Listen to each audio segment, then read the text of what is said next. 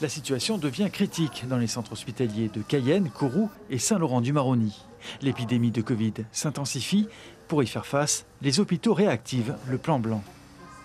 Nous avions 26 patients hier et peuvent en arriver 3 ou 4 en une même journée. Donc on est vraiment dans une situation de quasi-débordement et les professionnels de santé des services de soins critiques sont eux-mêmes touchés par le Covid.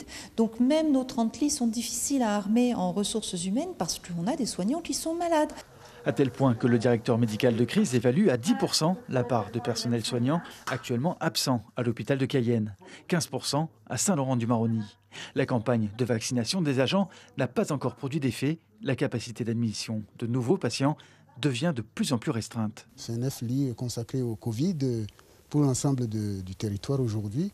Et avec la capacité de monter en puissance si le besoin se faisait sentir, cette capacité de montée dépendant évidemment ou ne dépendant que de la disponibilité en ressources humaines puisque tout l'équipement y est. L'appui apporté par les personnels soignants venus de l'Hexagone au cours de la première vague ne pourra pas être renouvelé avec la même ampleur. Mais le plan blanc permet des réorganisations importantes, notamment l'arrêt des activités non essentielles pour accueillir plus de patients. Ça amène, par exemple, à supprimer les congés, ça amène à devoir demander beaucoup aux soignants, mais là, nous n'avons pas d'autre solution. Et il y a trop de patients qui arrivent. On est vraiment dans une situation qui commence à être grave et qui m'a aussi conduit à demander aux établissements privés de participer à l'effort.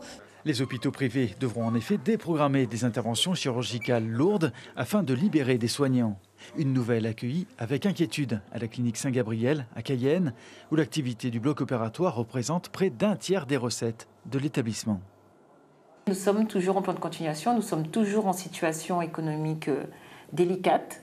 Et donc là, avec une perspective d'arrêt de nouveau de nos activités, d'une partie de nos activités programmées, nous allons devoir, dans les prochains jours, réunir un comité de pilotage financier spécifique.